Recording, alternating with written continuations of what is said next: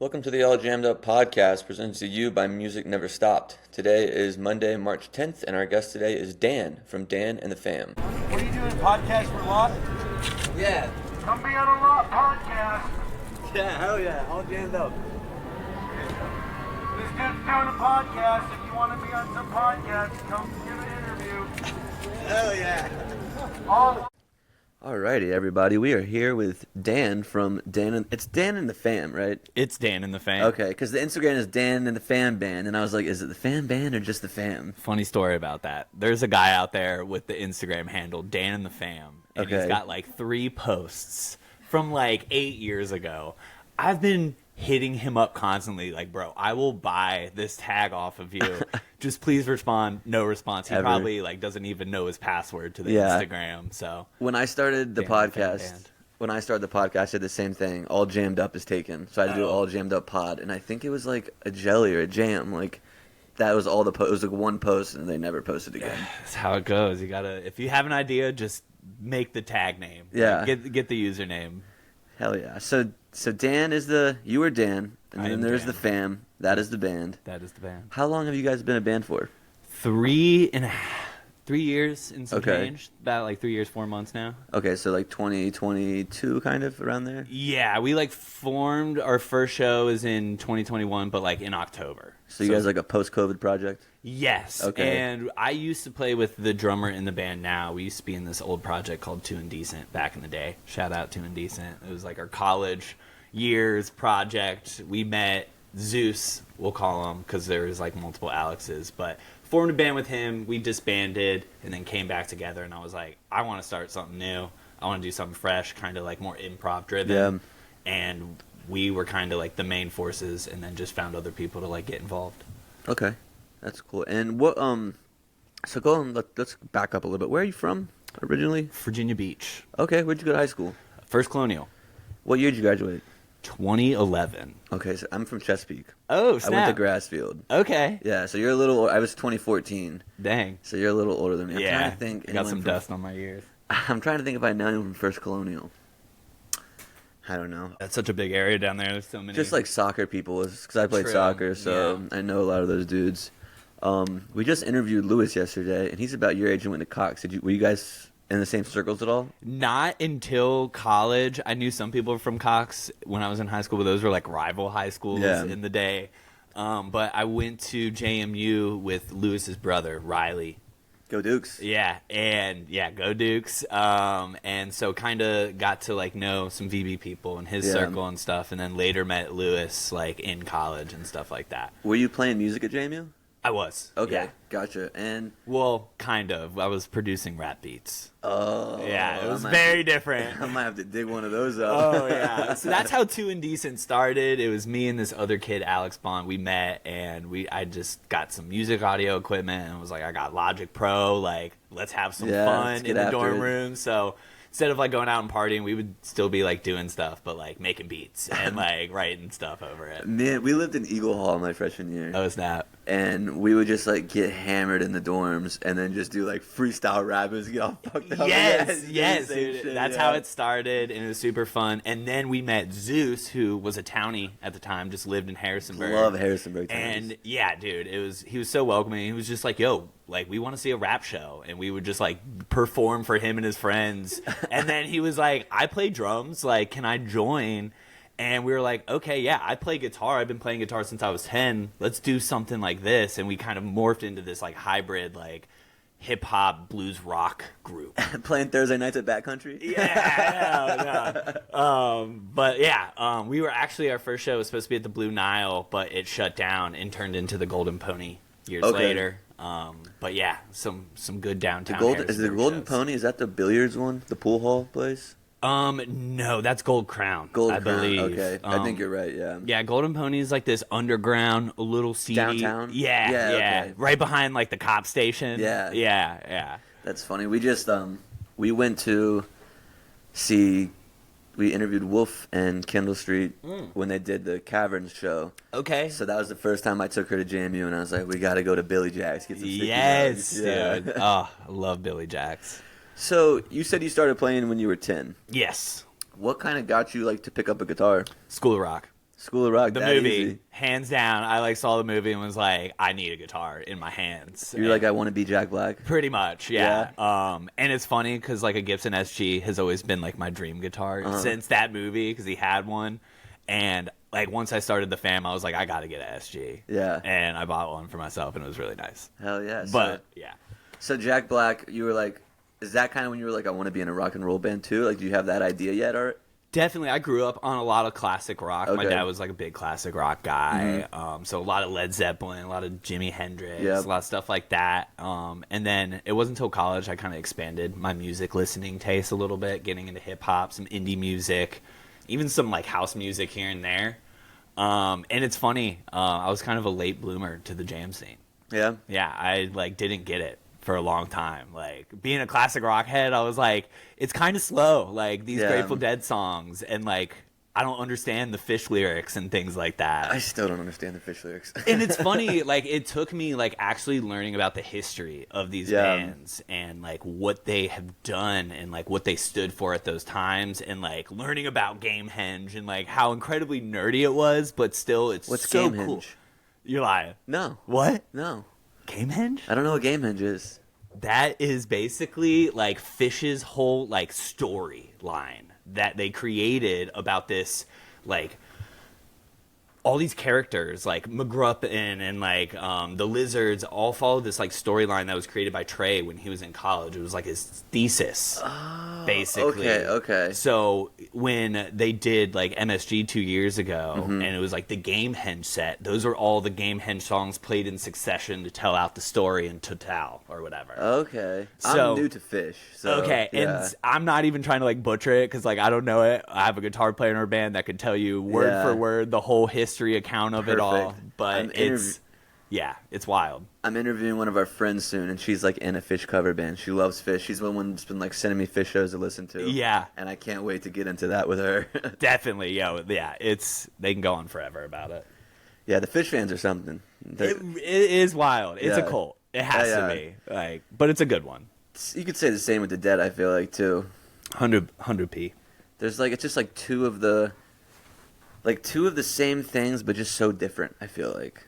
Yeah. Yeah. And it's really cool how these bands have like carved their own like unique mark on Yeah. the scene without being like an overly popularized like I don't know, major music label. Mm-hmm. You know, it's so hard to do this stuff on your own. It takes so much money to tour and Yeah. to put out your own albums and get artwork and like set up shows and stuff like that. So seeing where the Dead is gone and seeing where Fish is gone, it's like it's insane. Yeah. It doesn't make sense.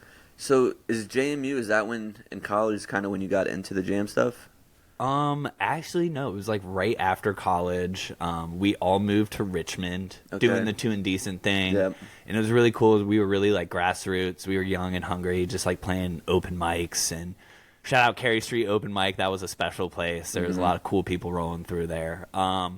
But we had a bass player who loved Umphreys and loved Fish and like would always be like putting it on in the band van on the way to a show, Yeah. and we'd be like, "Oh, Mike, like." We've heard this or we don't care and stuff, but it started getting to me. Like I started being like, okay, this kind of slaps. Like Yeah. it's very music driven. It's more musicianship and the art of the show rather than just playing songs at a crowd. So I started to get into that aspect and being like, we need to jam more. And we didn't. So we all broke up kind of. I was like, all right, I kind of like want to go into this direction, and other people, we just had those creative differences. So Yeah. Two Indecent disbanded, and then I was like, I need to start a jam band. So then you started the jam band. What kind of? So I've listened to you guys a little bit, and it's kind of funny because I feel like I see you guys on Instagram all the time, but I was like, oh, they're guys. I'd be in- posting. I was like, those guys are in Richmond. That's cool. What do you guys kind of like compare your music to, or the sound that you kind of go for now? Yeah, it's very funny because like it's always that thing where like jam bands sound different in the studio than they do out in like on a wild. live show, Yeah. you know. And like even Eggy's like newest album, I don't know if you're familiar with, Oh yeah, but it's we like love Eggy here. yeah, Yeah. Eggy, great stuff. But yeah, their studio album, it's so like synthy and it's got this like very different sound that I was like very surprised with. But it's cool to see like what you can do in the studio in those regards. So I'm already rambling. I forgot the question. You're good. No, I'm gonna piggyback off that too. Going backwards, you said you kind of like had trouble getting into the jam band at first. Yeah. And it was like kind of slow. That's another thing too about the jam scene is like you show someone an album and they're like, oh, this isn't that good, and they're not gonna go to the show if they don't like the studio stuff. But the live stuff is so much better. Yes. Like it's so much more fun. You can like you see the improvisation. Yeah. Whereas like they're not gonna do like a 17-minute jam on a studio album. Like, Yeah. They're not gonna do that. So you don't get to really understand what the band's all about. Exactly, and I kind of like that with recording. Like we're recording our debut album now, and there's a few songs that we have as like jam vehicles that we can say, where we can really open up and be like, we can go wherever, Whatever we want to do. But when we were recording that, they were trying to like have us like write out that section, and I had to like put my feet down and be like, no, like I want that to be a surprise when people go to the show, not to expect like every note in the jam section. I want us to actually hit that section and not know where we're taking it. Because that makes the show so much more fun. It gets everyone paying attention, and sometimes it doesn't go well, but then other parts of the show will go well. And you learn from that, like you're not going to get better at it if you don't fuck up every now and then. Exactly. I'm learning that with doing this. I'll listen back to the interviews and like hear me talk over somebody or like just totally miss an easy question I could have done. I'm like, it's like cringing listening back to it. But it's good to review the notes, you know, and like you learn, and it's all, you know, it's all fun. It's all part of the journey. Exactly. So, new album coming up soon. Yes, sir. Okay. Yes, sir. And do you do a lot of the songwriting? I do. It's funny. Okay, and I think I remember your previous question a little bit. Like, how did you get into this? Like, wanting to be in a jam band. It really started with like a loop thing that I was doing. We broke up as a band. I started looping and like practicing in my bedroom and just like soloing over that. And I was like, this is sick. This is fun. Let me do this in front of people. So I started doing that. And after a while, you know, it was kind of like some Zach Deputy, if you ever know that name, in that kind of realm. But it was so hard booking. Like, everyone would be like, oh, so you're a singer-songwriter. And it's like, no, I'm like a one-man jam band kind of thing.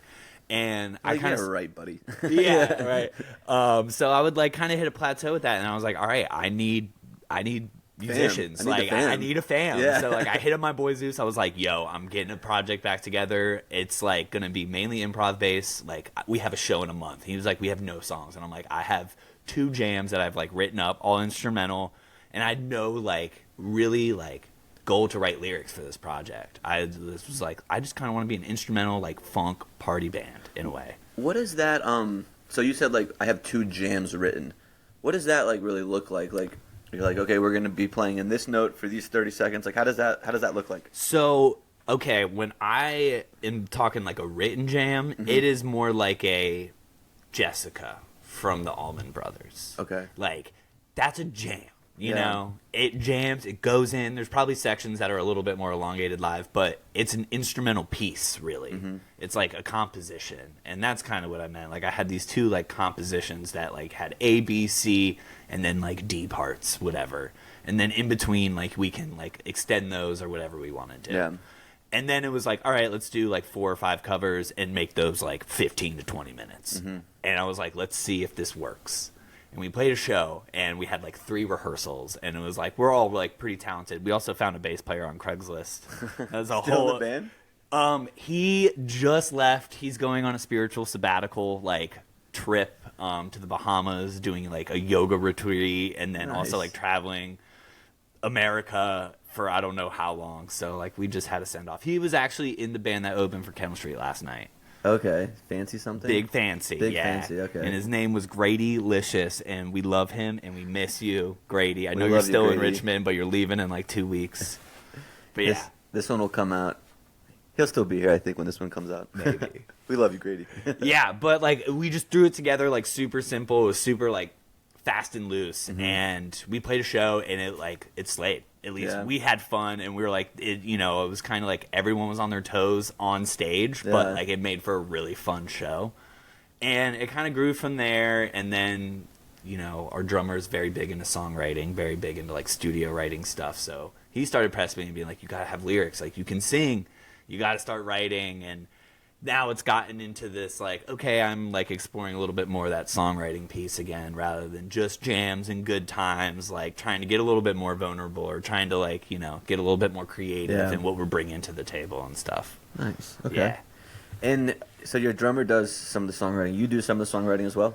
Yes, like he definitely helps like fix a lot of my writing. Like sometimes like I'll just write some things and like throw it out there and be like, it's done, we're done, let's record, we're good. And he's like, whoa, like what story are you trying to tell? Like, let's change this word there, let's like, what's your melody here, let's add some counterpoint. And like, so he definitely like helps shape the craft, and he's like our audio engineer as well. Okay. He's worked in a few studios just like recording, mixing and stuff. So he's mixing our album right now and is also like, you know, helping with the production side of things. Yeah. That is one thing that like I'm not like very musically intelligent, I guess, like as far as like the technical stuff. Yeah.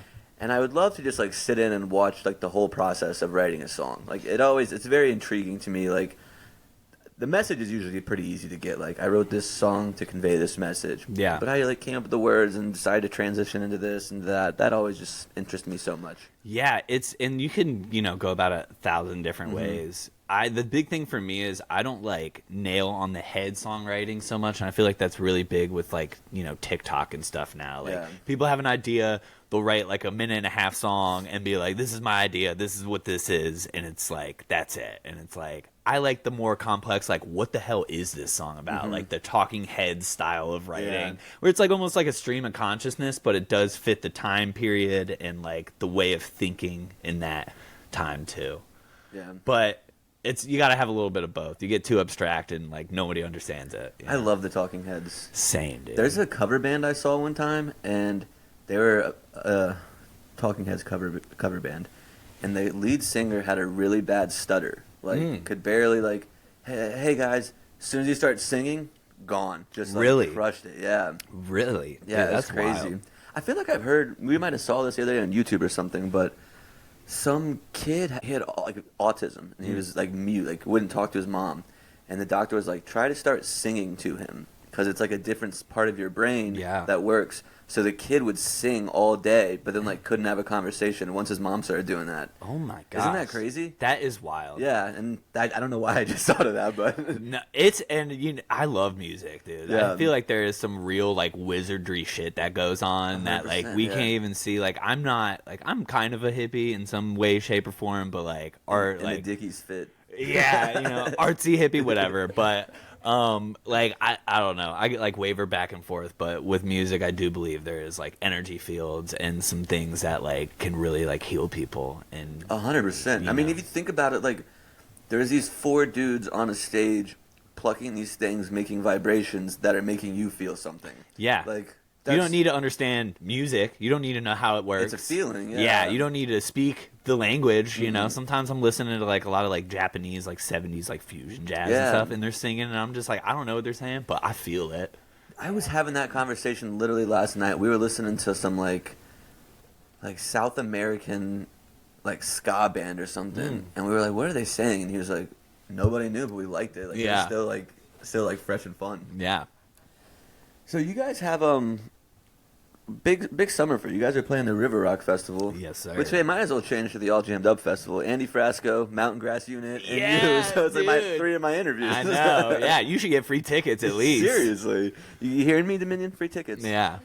But is that going to be like one of the biggest like events you guys have done? I think so. Yeah. I think so. And like we've played a few shows with like Kendall Street that have been like absolutely poppin'. But have been like newer to the festival scene. It's kind of hard breaking through being like a newer act. Yeah. But you know, boys like the Kendall Street Company has given us a chance. They've put us on for a few shows. You guys did the Turkey Trot thing with them? Yeah, and we did like Lovers Tour with them last year and stuff too. And you know, shout out Jake, shout out Lewis, you know, all the boys and stuff like that. It's really cool when people do kind of see what you're doing and they're like, yeah, let me give these guys a chance, you know. But yeah, we're finally in that space of like, okay, we've done some shows, we've proved ourselves a little bit, like get us on that good stage. And, you know, we got the email this year and we were super stoked. You know what's funny? You said I should get free tickets. That's a free show. Yeah. Oh, yeah. You're so right. I should know that. We're going to try to come down for that because that's, I mean, I would love to see you guys. Yeah, but- and we're going on right before Suggestion Rhythm. Oh, really? Yeah. Are you guys this Sunday? Is that a Sunday? Yeah. Okay. Yeah, never miss a Nice. Sunday show. Never miss a Sunday show. What were we just talking about? Dude, I don't know. It constantly goes. It's so crazy. We're all over the place talking about South American ska music and Yeah. how singing affects brain communication. So you guys are playing a show with Spafford soon too. Yes, Yeah. and we just booked that one. We're super stoked. Where's that one at? That's going to be at the Broadberry. Okay. Yeah. Shout out the Broadberry Pole. I'm sure you got to see that last night. I was telling her about the Instagram and everything. Yeah. Famous. One of the most famous things in Richmond. Yeah, we went last night and we got really close up, and then it was just so crowded. And our buddy that we were with, his boss had like the little VIP section over there, and he was like, "If you guys want to come, just come on up here." And we sat like as the sardines for like 30 seconds. Like the first song, we're like, "All right, let's go back over there." Yeah. It's just too tight up there sometimes. Yeah, but we're super stoked to be playing with Spafford. Yeah, that kind of just came through. It worked in the perfect timing because we can't play too many shows like leading up to River Rock in the area. There's always like a radius clause, with the bigger shows and stuff like that. So that one fit in just perfectly. Just learned about the radius clause. Yeah. Shout out Mr. Frasco for that one. Oh yeah, He was telling me about it. Yeah. So what kind of like covers do you guys play at your shows? And what goes into the process of picking those? That's a great question. I've really been just falling in love or back in love with this like 70s and almost like 60s sound, like kind of when like music was getting into that like revolutionary like standpoint and stuff like that. So I really try to like resurface some of these like older like rock songs and stuff like that, but like kind of give them in a new light, like maybe not play them as heavy, you know, or like maybe get like a little bit more like bossa nova with it, or like change up the style a bit. But we've done like some Santana, we've covered Talking Heads and things like that, obviously the Dead, but when we started the band, like we were just a 3-piece, so you know, as a 3-piece, we're not going to sound like the Grateful Dead at all. And, you know, again, on that point of like, I like faster music and stuff. So like, we kind of have a little bit more of like a pep in our step when we're doing like a Dead song, or maybe make it a little that. Yeah. I like when bands do like Kindle Street does the Eyes of the World. And that one's like really fun. Exactly. So it kind of, we got a little too into the Dead for a while, and then it was like, okay, well we're kind of not this. And some of the real like Deadheads in Richmond would be like, all right, this is crazy, you know, like give us regular stuff. Sometimes they're haters, man. Like the Deadheads Seriously. be like, or we would play a Fish song and then they're like off the stage. yeah, like, Jerry's rolling in his grave right now. Exactly. Like, you weren't even alive when he was alive. Dude, give it a rest.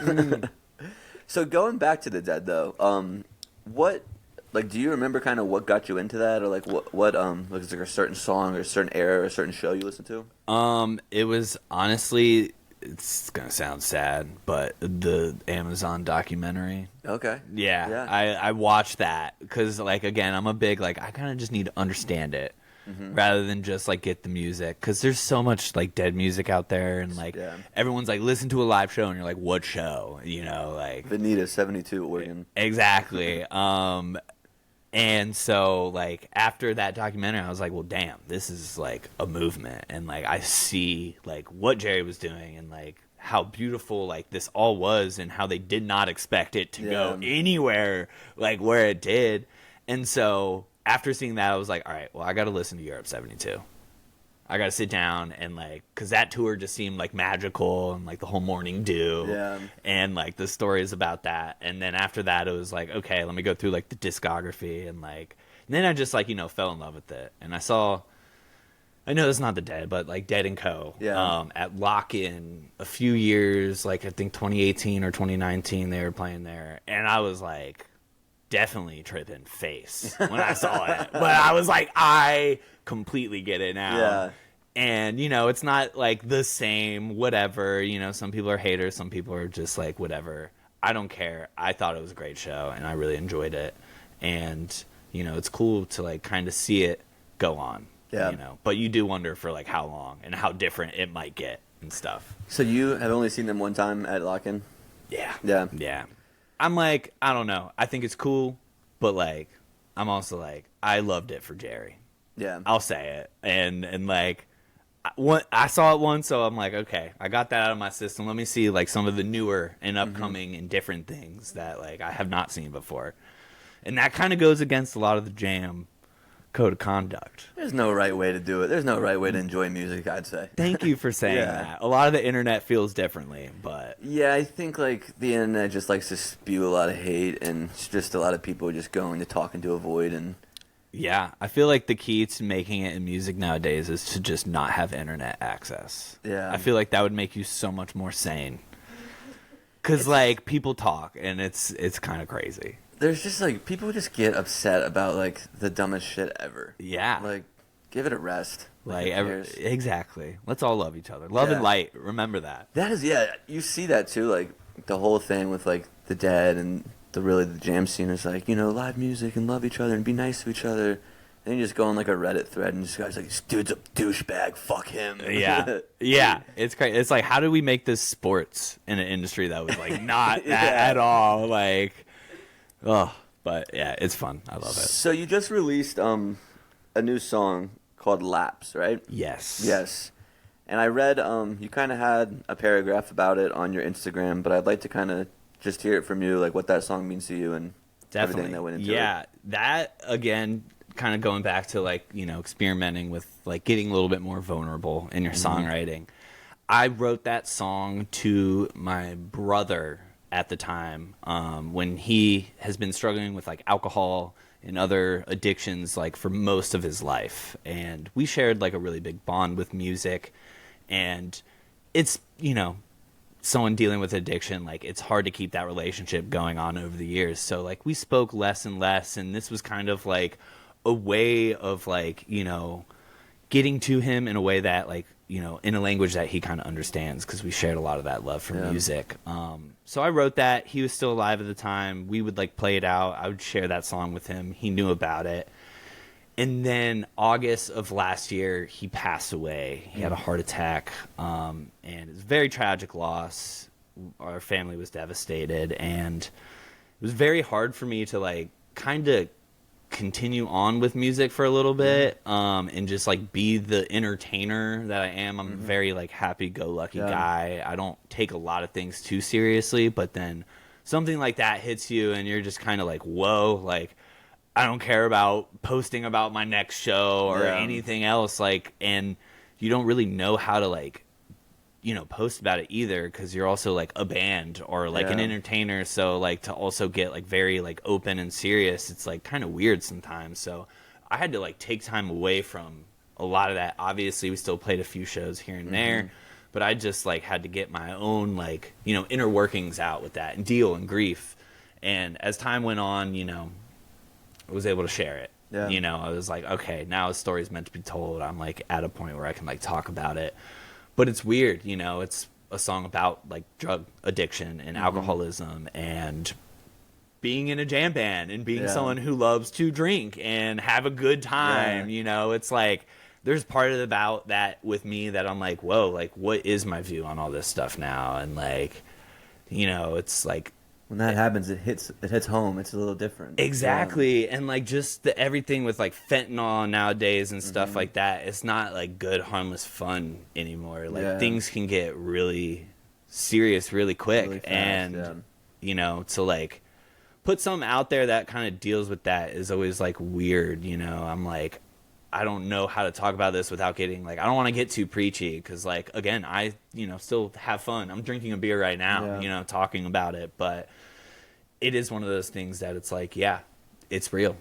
Shit is happening out there. How old was he? He was 36. In a heart attack? Yeah. Was it? And it was just out of left field. Like no one. Like... Again, he was like dealing with like alcoholism to the level where he was like mostly homeless for a lot of his life. Like we would open, our house up to him a lot of the times. Like parents would try to like rehabilitate him. He would like try to get clean and then would not, and then we would like take care of him while he was out in the streets. He would like rather live out there and stuff like that. It's just a lot, but still the love was all there for him. We would spend holidays with him, like sometimes even like out in the street doing like a Christmas holiday like with him and like giving him gifts and stuff like that. So it's tragic, but at the same time, like, he did live a good life, and his story was meant to be told, and I was like, I can't just, like, shy away and not, like, share this, like, real part of my journey with, you know, living life, and also, you know, navigating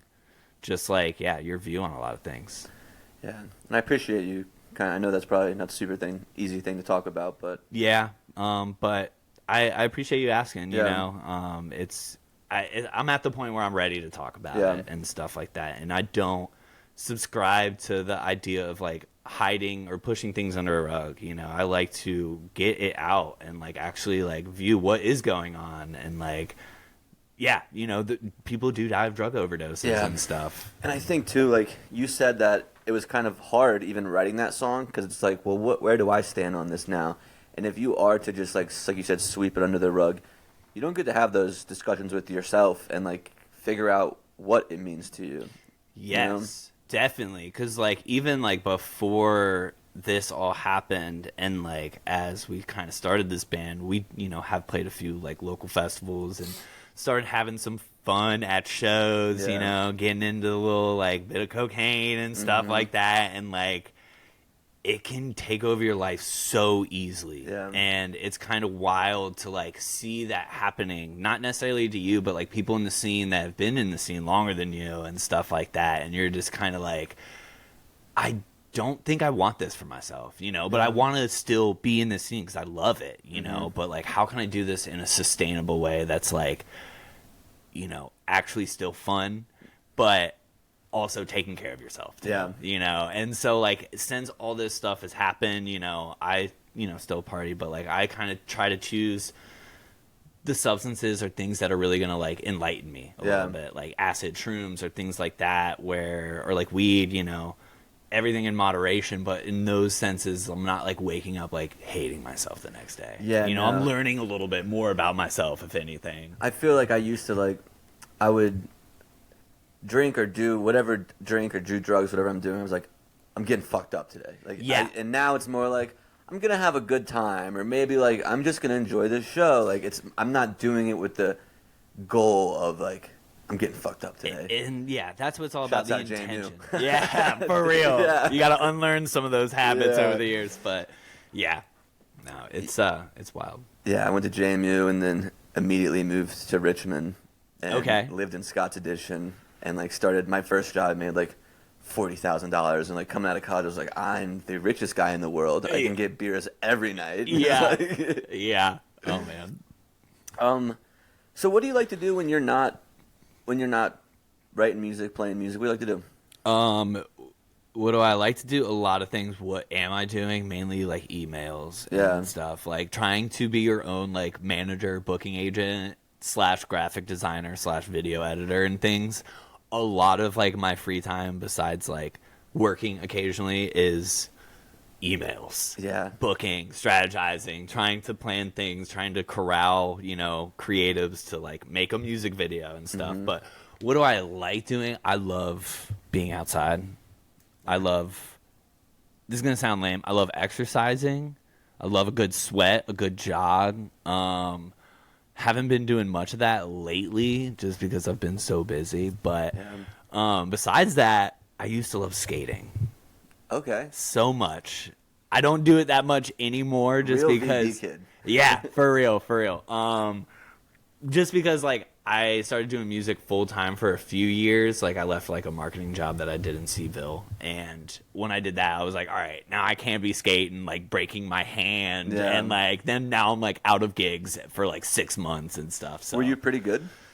I was, like, below decent, you know. I could, like, hit a 5-stair, do a down rail here and there, and stuff like that, but I wasn't, like, good by any means. I used to have so like I said, I grew up in Chesapeake, but I played soccer for Beach FC.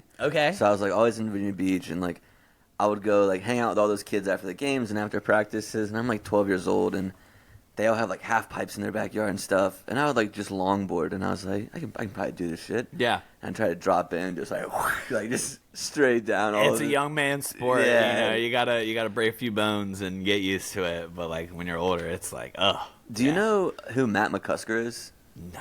Okay, so he, like, does this podcast with Shane Gillis, and he's like 40 years old, and he was like, yeah, I just picked up skating. Oh my And he's just God. been like, he's like, yeah, I ollie today. He's like, I'm learning a kickflip now. He's just picking up skating at 40 years That's old. wild to me. It's Oh my crazy.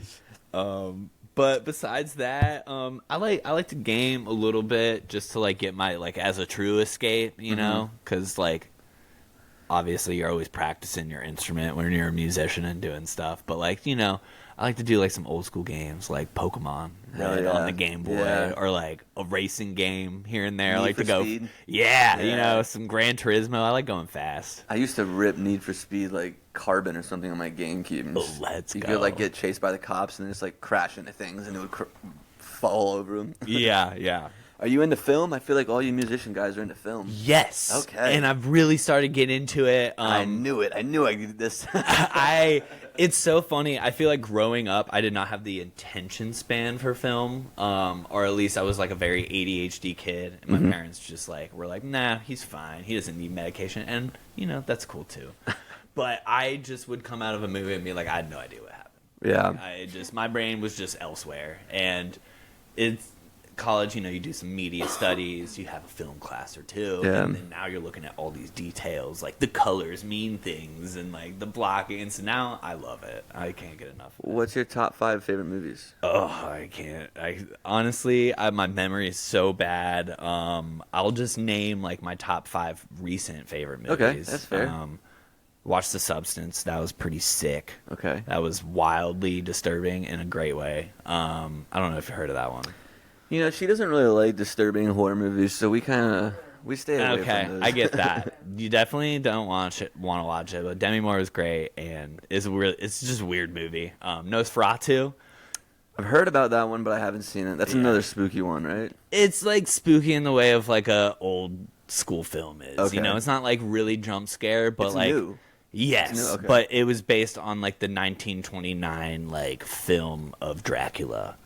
Okay. But it was just like a really cool like gothic feel, and anything that makes you just forget that this is a movie It's like, always good, yeah. yeah. And then like besides that, I watched Speed with Keanu Reeves. I've heard of that one.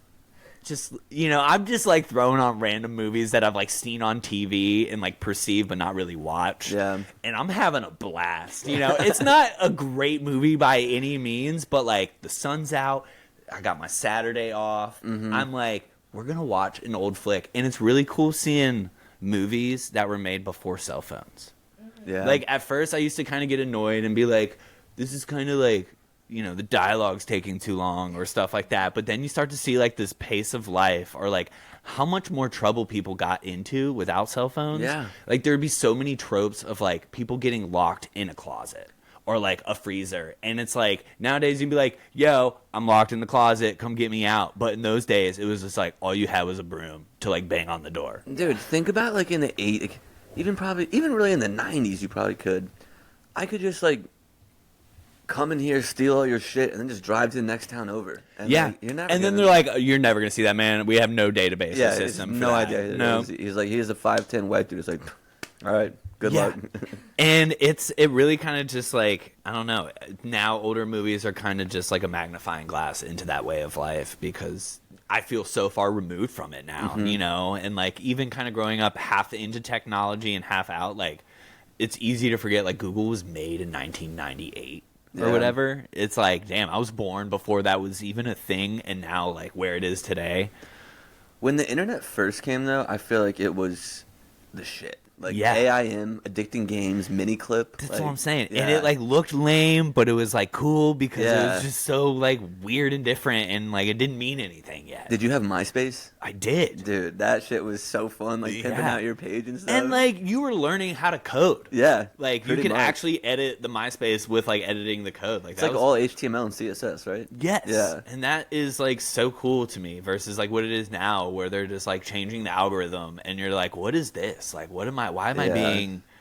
It's funny. We had a conversation, me and the guitar player of this band. Mm-hmm. He told me like a secret. He was like, I don't know if you have a music account, but like on your Explore page, like my thing has just kind of been all women. And I've been seeing mine do that too recently. He was Yeah. like, set your profile to female. And it all goes away. Like, and I did it, and like now it's like none of it, and it's just like, dang, like that's how that works. Like, it's kind of very annoying. I hate it. That is crazy. Yeah, because it does, like, I have my personal one, and then I have my podcast one.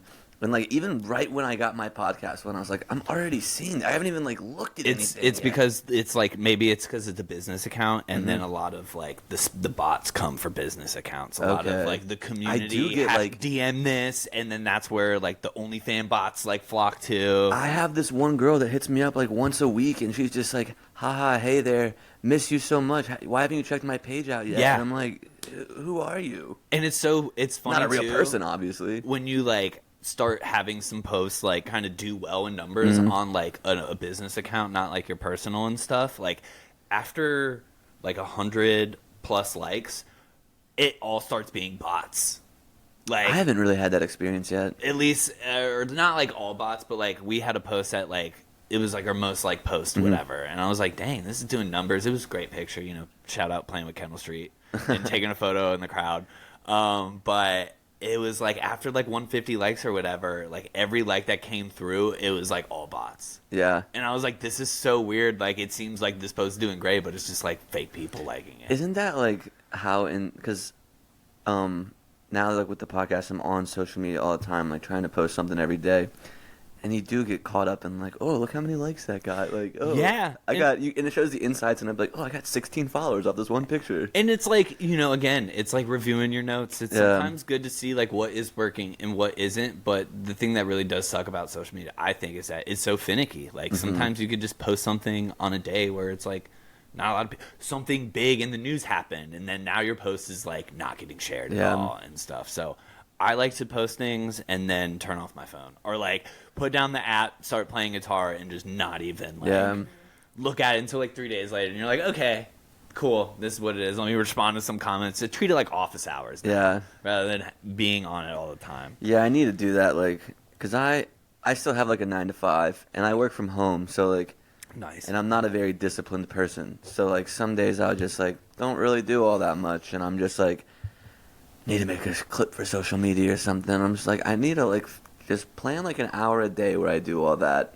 Yeah. And then, but I'm just so bad at like setting aside time to do something and then like following through with that schedule. It's so hard, and especially like working from home or like working for yourself sometimes too. It's like I found it super helpful over the years of like breaking my time into blocks. Like, oh, I got a day and it's like completely free and open. How do I schedule? It's like, okay, hour and a half of emails or whatever. Or like wake up, do something that's exciting for a little bit. Are you like more productive in the morning or the night? 100% in the morning time. Okay. I'm such a like sun whore. Like anytime, like it's so funny too because like I work in a restaurant now. I'm gonna pop one of these baddies in. I work in a restaurant and I work nights now, and it sucks because I cannot sleep in. Like as soon as like the sun is up or like a few hours after, like I'll be up till 3-4 in the morning and I'm waking up at 9 or 10. Yeah. I mean, like it's time to do things. Like I'm energized. Yeah, I'll get up at like 8 on a Saturday and be like, oh, I slept in this morning. Yeah. But yeah, I don't know. I just love like the energy of like a cup of coffee, a morning bong rip. Yeah. You know, and like you like the sun's out, you're like, ooh, I'm gonna start plugging in some things. I'm gonna make some bleep bloop noises on the synth. You know, we're gonna see where this day goes, really. And then, you know, noon hits, you're like, shit, I gotta eat some food. I've just been doing this. So it's like, okay, let's switch it up. Let's not get in a rabbit hole and start editing like snare sounds for 3 hours. You know, it's like, all right, let's put this down. Let me like eat some food. Let me check the inbox. Let me send some emails, get some like brain admin work done. And then it's like, okay, what else can we do? Let's do like some video editing or like do some like other sort of creative tasks. So it's never just like one thing forever, you know? It has been really fun for me doing this though, because like I've always wanted to be like do something more creative, and I'm like, I'm not really that creative a person is what I tell myself. So I've started with the podcast. I'm more active on social media, and like I'm making clips and like figuring out how to use CapCut, and it's fun just like these simple things that I'm doing. That just like it's a little bit of a creative outlet, and it's 100%. the first time I'm like doing that, and it's like it like hits this little dopamine in your brain. It's like, oh, I made that. I made that. Yeah. And it's crazy doing any sort of creative pursuit. I feel like there's so many like roadblocks or things where you look at other people doing it and you're like, I am nothing, you know, like I will never be at their level. Why am I even doing this? But it's such a lie, and it is so worth it because you learn so many little like idiosyncrasies or like little like tips and tricks along the way that help you make like what you have to offer unique and stuff like that, you know. And you look back in 2 or 3 years and you really do see the growth. And I think it's always better to start being bad at something than wait till you're a master at something to like put it out there, because I think part of the human journey is that people get attracted to growth. You know, once you are kind of like an underdog or like an up and coming jam band, you play that big festival, you have that like 2018 Peach Fest Goose Set type of thing, you know, people are like, dude, I saw this band and they were playing to nobody like 2 years ago and now they're like selling out these shows, you know. So it's like, it's fun to be on that journey. Always do it, you know, have fun. Yeah, I was worried when I started the podcast. I was like, I'm going to do it. And then, like, because I'm really, like, when I release episodes, I'm really bad at looking at the numbers all day. Like, how many now, how many now, Dude, how many same. now.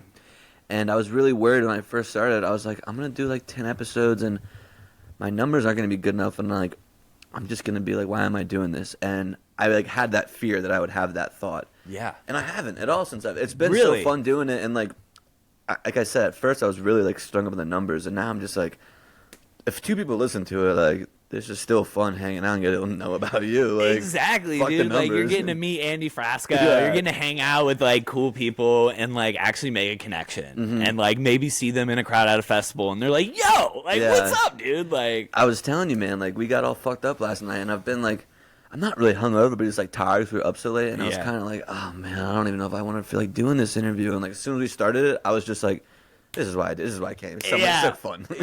And it's weird, you know, again, in that like creative pursuit, like you're always putting yourself into these like weird unknown territories. You know, you're coming to my house. We've never actually met. No. It's all been Instagram DMs. You're like, I don't know if this is actually going to be like an actual pain to do or not, you know. So, and like I've done that with gigs. I've played like private parties, or I played like country clubs where like you see me. I'm not meant for the country club lifestyle, but you know, you play the code switch a little bit, you dress up, you know, you play softer because it's a bunch of people who want to be able to talk over your music and stuff. So yeah, it's crazy. How do you like navigate through that when you're like at a show and it's like you kind of feel like your music is just like the background music to everyone else's, like instead of you being like if you play a show, 100 guys are coming to see Dan the Fan Band. I mean, you play in like a bar somewhere and nobody knows who you are, and you're just kind of like, is that like shitty for you, like a shitty feeling? It depends. Sometimes it can really be. It started to get to me with my solo gigs because that's what it ends up being a lot of times. Or like you'll play an original and people are like, yo, I want to hear a cover. Like, Dude, why? Sweet Home Alabama. Yeah, and stuff.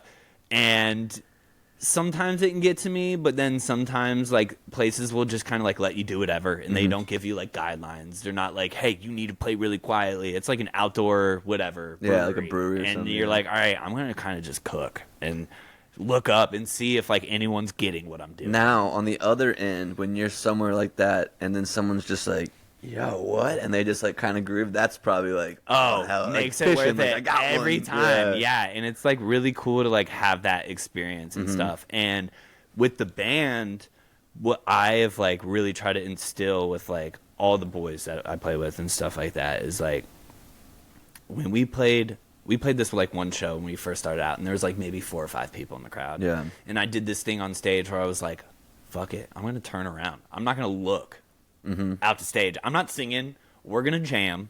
And we're going to lock the fuck in with each other. Yeah. And so I'm like looking at the drums, and we're all kind of like in this huddle formation, jamming with each other. And with somebody from like the band that was headlining, he was like, I'll jam with you guys. So we never play with him. And like, I'm like looking at him, we're all locking in. We go on for like 18 minutes and play like one of the most like beautiful pieces of music like we couldn't even write to this day.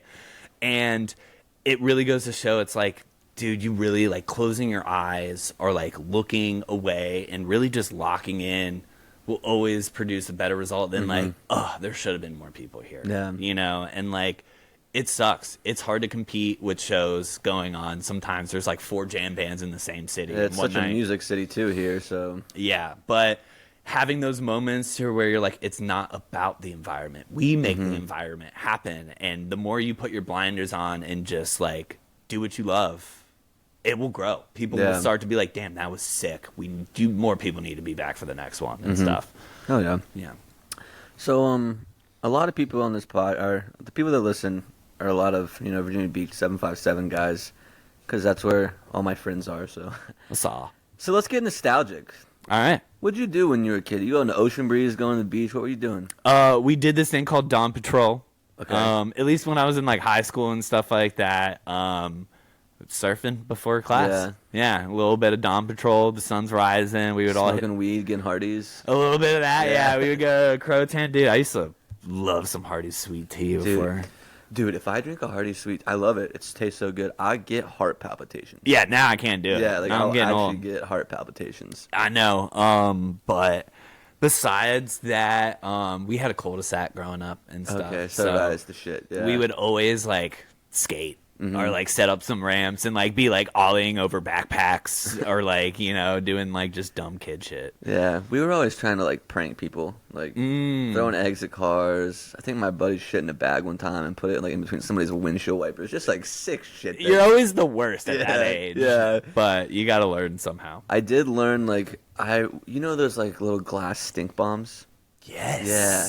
So one time like we used to like we always had those and like crash them in the cafeteria or something. And one time like I had one in my pocket. And, like, the UPS man, like, stopped. And he, like, ran up to drop the package off. And someone was like, yo, go throw one in his truck. And I was like, all right. Oh, my God. So I, like, go and, like, throw it. And then we all run away. And he sees us. And, like, he probably doesn't think anything at first. And then he continues his route. And, like, we're, like, skating around the neighborhood on our longboards. And he sees us. And he comes over to us. And he's like, yo, you threw that stink bomb in my car. And it's, like, a younger black dude. And I was like, yeah, I did. And he was like, I'm not mad. I'm not going to tell your parents, but I just want you to know what you have done has ruined my day. He was like, I have to go to this job to make money for my family, and you thought it would be funny to make it smell like shit, and now I have a bad day. How does that make you feel? Dang. And I was just like, you're right, man. I'm really sorry. He got so real with Yeah, you. He laid it all out. I remember, that's like one of my most sticking memories ever, because I was just like, damn, I really can just fuck someone's day up for one laugh for me. Yeah, and you just have no context of it. Yeah. Because, like, nothing's yours, You're just a kid, you're in school. Just you having don't. fun, Yeah. And he said that, and I was just like, all right, you're right, man. My Yeah. bad. That's on me. Yeah. I'll be better. Yeah. You learned. Yeah, exactly. There you go. Oh, man. I think I'm running out of questions, but I'm having fun here. I got a question for you. Yeah. What was your first show? My first show, Bowling for Soup, 3rd grade, the Norva. Oh, let's go. That was like the first show that like I wanted to go to. Okay. I was like a huge Bowling for Soup fan, and when I turned 10 years old... Do they sing 1985? Mhm. Yeah. Yeah. And probably other songs, too. 1995, and then like Girl All the Bad Guys Want was like... Yeah, dude, I remember that was on like a Now CD or something. And then there was Almost. I almost had you. Okay. Yeah, I remember I was like 10 years old, and I had just bought their, like my mom got me their CD, but she got me the like edited version. Oh, They yeah. cuss a lot. And moms. And I was like, Mom, like, it's just words. Like, I can't even, like, it's all just like silent because they cuss so much. And she was like, well, like, you shouldn't listen to that music, blah, blah, blah, blah. But she, like, was cool about it at the same time. So for my 10th birthday, she got me the explicit CD. For the 10th birthday? She got me the explicit CD. You're a grown man now. And she bought me 2 tickets to the show, but she was like, I'm not going, and got her best friend to take her. She was like, I'm not sitting there for 2 hours listening to that music with my 10-year-old kid. That's a cool mom. Yeah, so my shouts out Elantra. She took me to Let's go. She took me there. And then after that, I saw Kelly Clarkson at ODU. Okay. I had a huge crush on Kelly Clarkson too. That's funny. My first concert was because of a huge crush. It was Britney Spears Okay. at the Virginia Beach Amphitheater. Okay. And shout out to my dad who took me and like 5 other girls to that show. He was probably like, I have no idea what this is, but I'm here for it. And yeah, so I went to Britney Spears, and I just remember it was lit. I loved it. I Yeah. had a blast. I got samples of the shampoo that she uses or something. Like they were like giving out free samples. They're like, yeah, Britney uses this L'Oreal, and I was like, Did shit. you ever have an experience? I feel like everyone like in our area had this experience, like when you and the homies went to like a summer amphitheater and just like someone got a little too fucked up. Oh yeah, Yeah. dude. I remember like one time I had a broken leg from jumping off of a school roof like an idiot with no shoes on. And We'll get back to that because I got a story about that too. yeah, Remind me. it was like my summer of senior year before going into college. It was like the perfect time to break your leg. And I remember 311 was at the and Virginia where is the Beach. color of your energy? Let's go. Let's go. Was playing at the amphitheater, and it was like a week or two before like going off to college, and I was like, okay, I have a boot on now.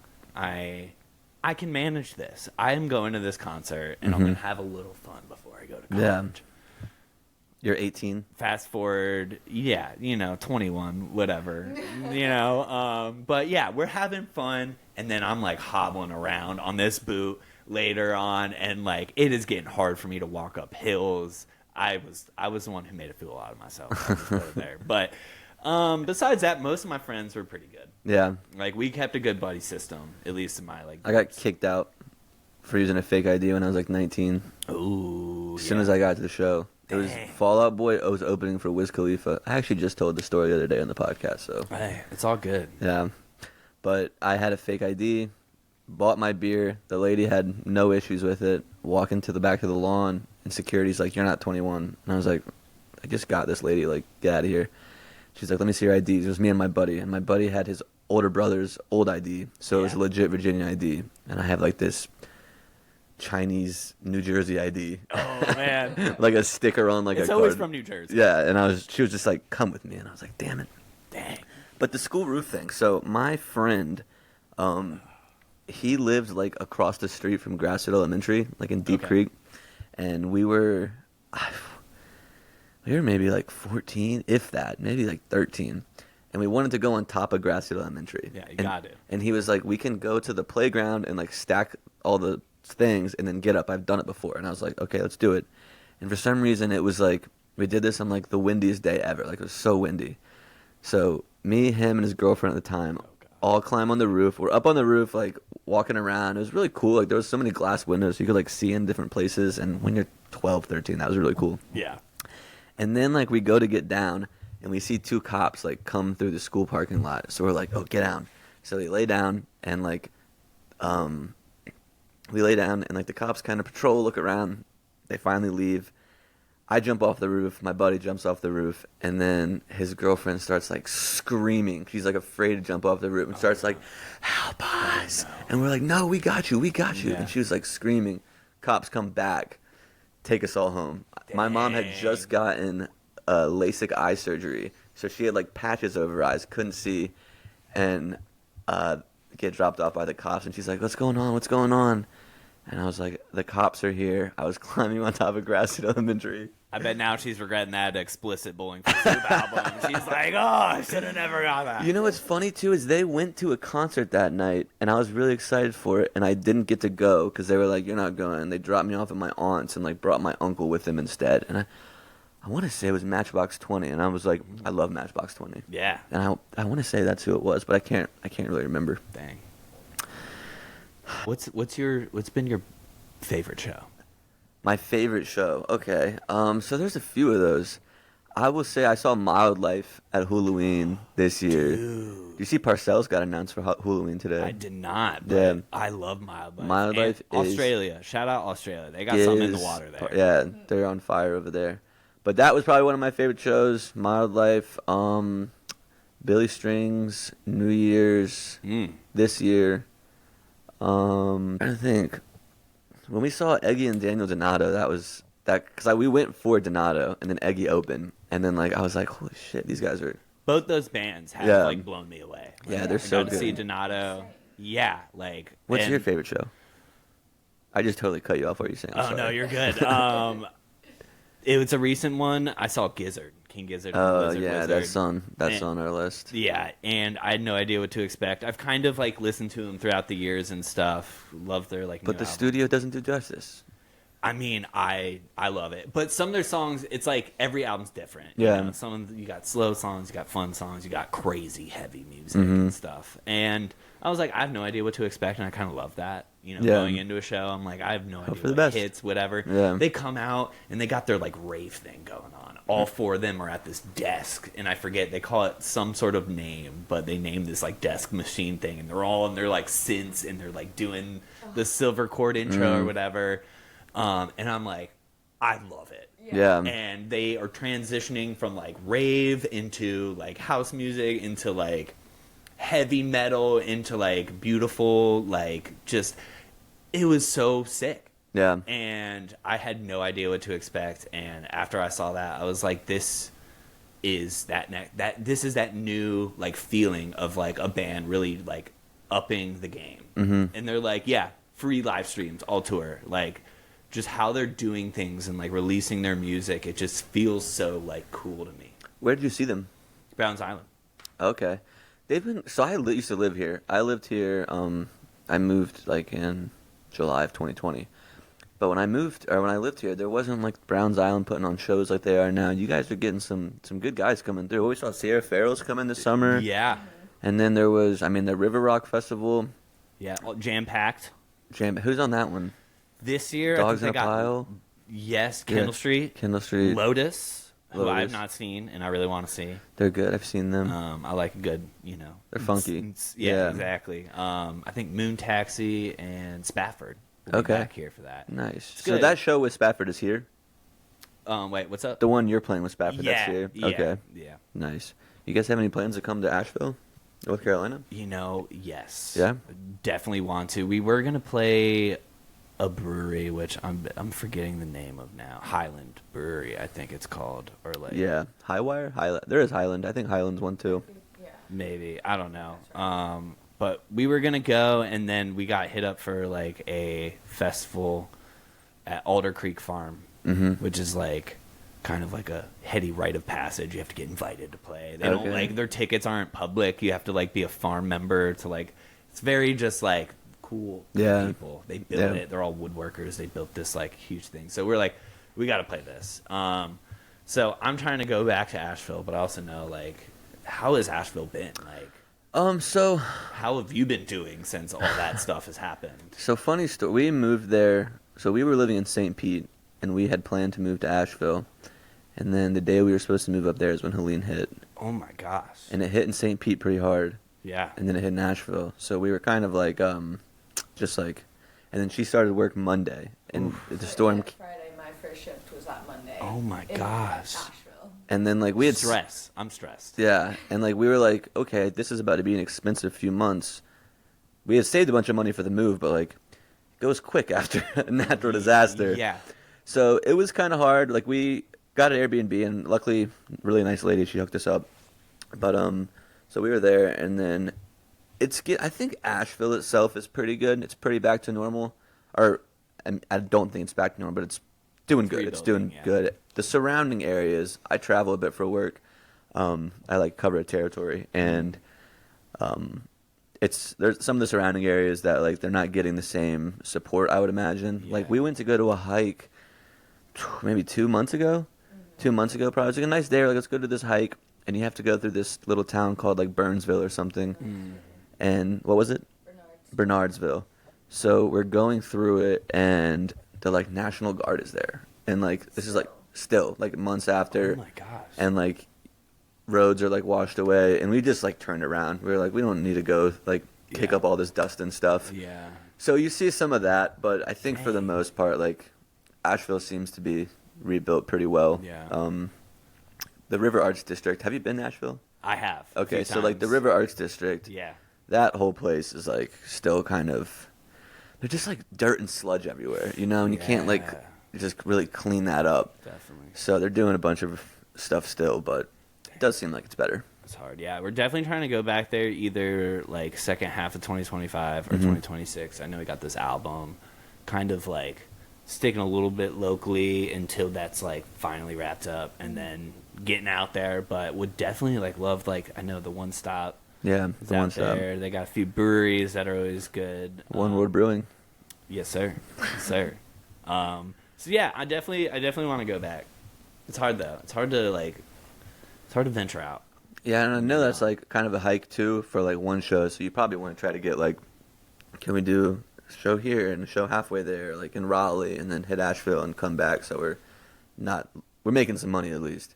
That, or like, you know, if it's like a free show, it's different because now you're playing in front of people who don't know you, you know, and like they can discover you versus like playing like a ticketed show and like trying to link up. It's like, you know, you really gotta like be strategic a few times, you know. Yeah. But yeah, I would love to come, and now I know a few people in Asheville too. Yeah, So we'll help you out. Yeah. We'll help you out for sure. So the new album, when does that come out?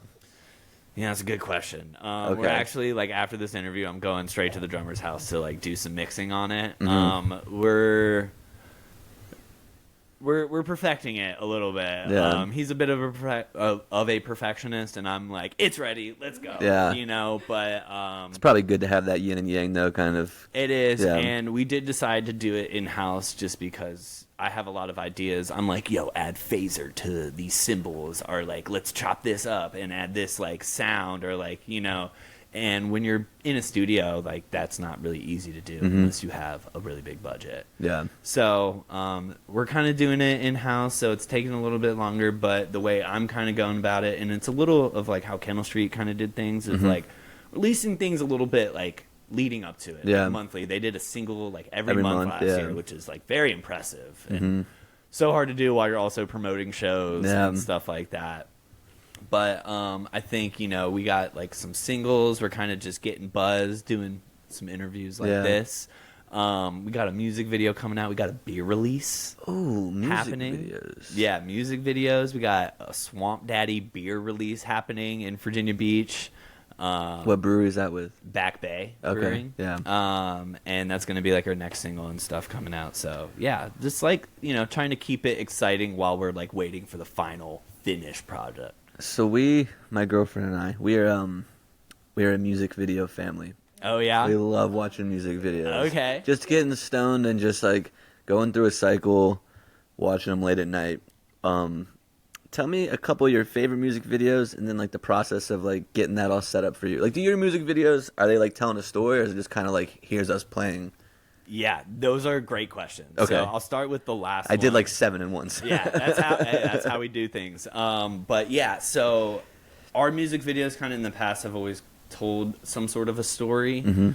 And that's been a lot from like our director that we work with, Alex Bond. He kind of is more of like a filmmaker than a music video guy. So he really tries to get a story across, and it's fun working in that sense too.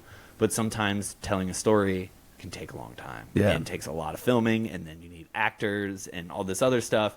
And so like after this next video, I'm like, the next rule of thumb is like, if we can't finish shooting the video in a 24-hour period, then we need to have a new idea. Okay. So I'm really big fan of like simplicity, but making it cool or making it very unique. Like every, you know, like for like rap music videos, for instance, I don't know if you know Doechii. She's like a Grammy winner. She's kind of blowing up. She has this one song called Nissan Altima, and the whole music video is like her around this car. And you know, a lot of rap videos do that, but it's a busted Nissan Altima. Yeah. And it's not just she's driving around, it's getting repoed. And they're all like partying or like on the repo truck while it's moving and rapping. And I'm just like, this is such a simple, like one shot idea, but it's so cool. Yeah. And so like kind of finding that out of like, okay, we had this idea, let's just be in like a cool environment and then like get some pickup shots of like us interacting in that environment and then call it a day and like move on. Because really at the end of the day, we're trying to make music. Yeah. You know, until, you know, you get some of the other budgets to where you can just hire someone that's like a creative. And he's like, I got the whole thing. You don't have to worry about a thing. You just go here, act, and you're done. You know. So you just gave me a new goal, I think, as the host of this podcast. You mentioned getting actors for music videos. If you guys are looking for an actor in a music video, I will be in a music video. Oh, yeah? I will be in a music video. All right, oh well, yeah. I might have to hit you up about that after this interview. You got a question, Chloe? I do, yeah. Yeah, what's up? So it kind of goes back a bit to you were talking about film and closer. You weren't really into film growing up, but then you kind of started noticing symbolism. Mm-hmm. Is there like a movie or a song that you saw the symbolism in, and then you like took it and kind of used it as an inspiration, or like kind of took their vision and was like, oh, I can kind of tweak it and use it in this direction? That might be kind of a complicated question off the rip. This but- has definitely got my gears turning. I'm like, what? I'm just trying to think of any symbolism I've used. I know, in because music. all I can think of is like the orange in The Godfather. Yeah. And like that's the only real point of symbolism I can think of in like a film or You know, it's funny. I'm like song. looking around. We do in our last music video. We wrote a song called "Music Is Freedom," and it was kind of an experiment. We wrote it in the studio. We recorded it in our home, but like we went into the room. We had no song written, and it was like, all right, let's write this as like a project, like right now, and record and like write parts and just do it. Did this whole thing, and it kind of all the lyrics are just "music is freedom" the whole time. So Yeah. it's like doesn't really say anything. So when we made the music video, we wanted no people in it. We wanted just this briefcase. And the story essentially like follows the businessman who like puts down this briefcase, and then it gets like stolen, and then it like someone gets in an accident, it flies, and then the briefcase is kind of like sentient, like moving around the city on a skateboard and like floating around and like going through this whole thing. And I guess like the briefcase really like signified to us in the video was like, you know, a creative pursuit.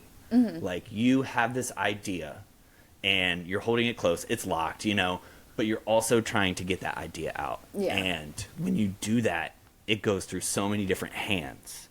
And, you know, like you write it with your band members, and then they start trying to change your idea, and you're like, wait a minute, no, this is my song. I want to, you know, I want to get these things out. But then, you know, some things they say they're kind of cooking. So you're like, Yeah. you know, let's add that bridge. Let's do a key change and stuff too. So that starts happening. But then, you know, characters that you don't want, you know, maybe you're like, okay, let's try to get playlisted on Spotify. And then you try to do some research and like do some like, you know, ethical marketing, and then you realize like whatever you just did is like a server farm in Mexico, and all your numbers are fake now, and you're just like, this sucks, you know. And like the whole advertising on like even Meta and Instagram, like I used to be in a marketing agency and stuff before I like left the corporate world and was like, I'm doing music full time, screw this, you know. It can just be like such a drag when you're a band and feel like it's just so hard to like break out that noise. So that's the briefcase kind of like was that, and like people are ashing cigarettes on it, people are graffitiing it and slapping stickers, and at the end of the music video it's like it's got this whole new identity and stuff like that. But at the same time it's learned a lot, and it's, you know, worked with that like, oh, I don't want to, you know, do marketing like this, but I do want to like pay an artist to do like a graphic for us. I would rather spend money on that and just let it be like a natural thing. And this is a long answer, but yeah, that's like our only like heavy symbolize. And like now we'll sneak it into other music videos, or like the briefcase is what holds our merch at stage, or like when we have our merch booth set up, we'll have I forget what we named him. I think his name was Henry. He's got like a "Hello, my name is" sticker on it and stuff. So yeah, I love like building lore of that. Or like, so now we got this Oso bottle and stuff. And so like doing like fake like ads for Oso, or like sneaking a few of those bottles on stage and like leaving them next to an amp and stuff. It like builds the universe up a little bit. Tell us about that a little bit, the Oso. Show the camera. Let's see here. The Oso, the magical cleaning improvement solution, safe to consume, by Dan and the Fam. Yeah, check that thing out. What's in it? So, what's in that specific bottle, I believe, is a mixture of water and Kool-Aid. But before that, it was degreaser. Is this for a song? Is there a song you guys have called Oso? Yes. Okay. Yes. And I thought it was just like a shtick. You're just like a little inside joke. And that's kind of like, I guess we do have a lot of symbolism in our music, and I haven't realized this until you like just asked this question to me. But like, this was another thing that, you know, we released this single, and I don't like, the song is very stream of consciousness. It's all about like not understanding other people, their walks of life, what they do. You know, it's a lot of just like, oh, it can be so hard to see is like the chorus line, whatever. But a lot of the lyrics are just kind of like, you know, stream of consciousness and rambling, and it doesn't really mean anything. But when you're a musician, you have to market something, right? You have to make your song kind of mean something, or you have to be like, have you ever been broken up with? This song's for you, you know, that style of TikTok. And like, you know, again, there's some, you got to do what you got to do, but that's not me. I don't like to promote my music like that. So I kind of wanted to do this like tongue-in-cheek thing of like, it's a product. Yeah. We're selling a product. You are funny on Instagram. Thank you. Yeah. I like to be funny. I don't know. I'm like, you know, I can get serious and passionate about some things, but like I have a sense of humor. I was hoping, like watching all your interviews, I was like, or not your interviews, your Instagram videos. I was like, I don't know anyone in this band, but I hope he's Dan. I hope that's the guy I'm interviewing. Right. Yeah. Like, me being like, it's like all quiet. It's like, dang, I did not sign up for this. But yeah, it was kind of a way to just be like, yo, and I love like physical things now. Like, never got into the whole NFT thing. Yeah. You know, I'm very like, if I'm buying merch, I want it to be a product. I want it to be like a shirt or something I can like take. Yeah, having things is nice. Yeah, vinyl, you know, like CDs are kind of gone, but it's nice to at least take away some like physical media, you know, with some of these bands and stuff. Got this cool hat last night. Exactly, yeah, it's fresh.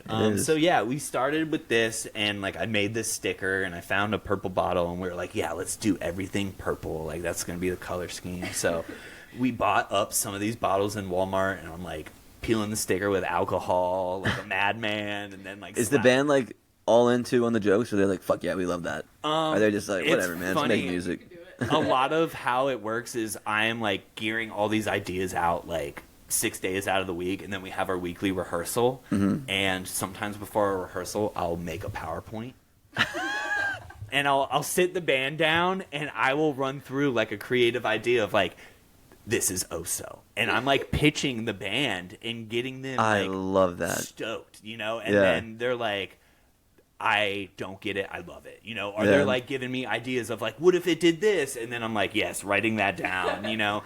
But rather than like coming to them with just like a half-assed idea and being like, so I'm kind of thinking this, and then people don't get stoked on it. And if you're enthusiastic about it, they're gonna be like, fuck yeah, I'm in. Exactly. And it's funny you asked like, how do you write songs and stuff like that. We started doing like a web series for a little bit, and there's like a fly on the wall version of like how we wrote Swamp Daddy, one of our songs, and it like has us like arguing with each other and like trying new things and like doing all this stuff.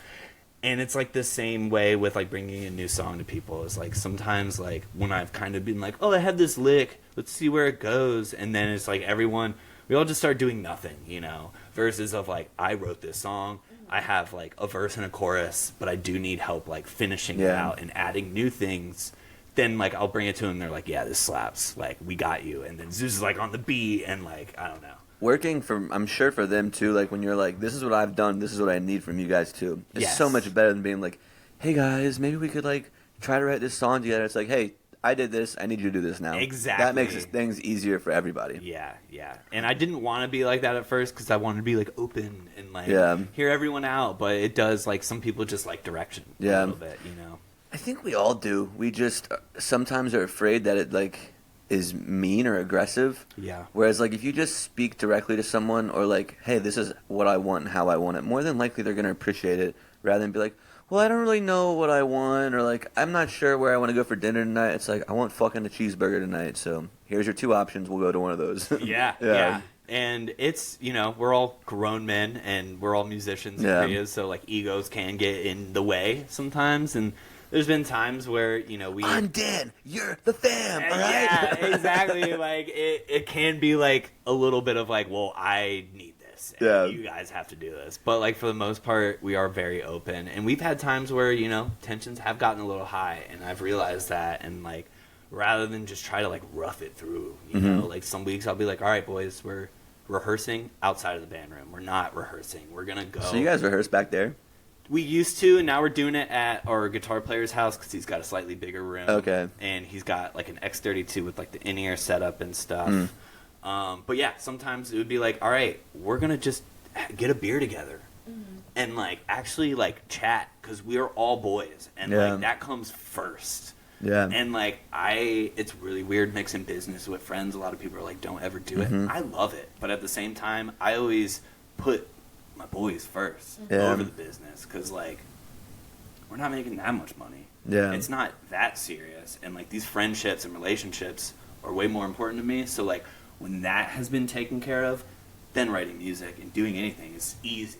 Yeah. There is no fighting, and like everyone's like in there for the common goal at that point. So that's been really cool. That's like the same with her. Like I started doing this, and she was like super supportive and helping me do it and everything, and like encouraging me to do it.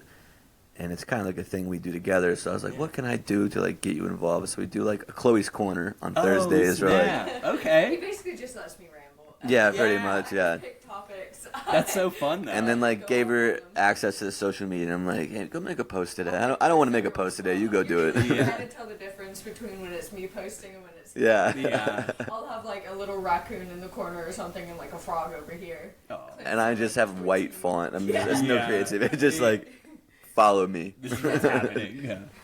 Click link, please. That's so Alright. cool, though. I really love that. Yeah, it's been fun. Yeah. Yeah, it's been super. And I feel like we're really just starting to hit our stride. Like, Yeah. I feel like I'm getting better at interviewing. I'm getting better people on. People are kind of like, as consistent as I've been with releasing, people are like, okay, he's going to keep doing this. So I think people are. recognized last night. I did. That was In sick. Richmond. Yeah, that was cool. That, dude. Yeah, I was just like, I was getting a beer at the bar, and he just like comes and grabs me, and he's like, "Are you all jammed up?" Yeah. And I was like, "Yeah, man, I am." Yeah, I was I like, love "That's how really it's cool." like not even the name too. It's like all jam. Yeah, well, 'cause I don't. If you don't listen to it, the podcast, I don't put my name. It's I'm not not on. gonna lie, I was like scrolling through, Yeah. trying to see a soundbite where you're like, "Yo, this is me, my Yeah. name." That's why I was like, "Yo, I gotta get your name, dog." I don't like tag myself in anything, so I was like, I kind of want to keep it separate, but it is what it is. Yeah. All right, man. Well, hey, we did an hour and 20 minutes. Let's go. That's pretty good. Usually, I'm like, if I can just get to 40 minutes, I'll be good enough for an interview. And after Yeah. I get past, I feel like whenever I get past an hour, I'm like, I don't really need to interview anymore. We can just talk about whatever, and it gets Yeah. better. Yeah. It gets better. Yeah. Because I'm always like, I have these questions because I want to come prepared and steer the conversation, and then it's like, you'll talk about something instead of me like expanding on what you just answered. I just roll into one of my other questions. Yeah. So it's like getting better at it, but it's hard to balance it. Hey man, this has been so much fun. Yeah, man. Yeah, I really appreciate you coming through. Well, before we let you go, anything you want to plug? Any dates? Anything like that? I know we talked about earlier, but last, few shows coming up. We got April 15th at the Broadberry with Spafford. We got May 18th, Browns Island, free show. It's going to be sick. Dominion River Rock. And then we also have a beer release coming out. Hold on, the River Rock one's in May? Yes. Okay, gotcha. Yes. And then, we got a beer release coming out May 10th at Back Bay Brewing. Be releasing our song Swamp Daddy and playing a show and drinking the Swamp Daddy Hazy IPA. Hell yeah. Yeah. And that's about it. Other than that, just stay tuned. The fam's just getting started. The fam is just getting started. You heard it here first.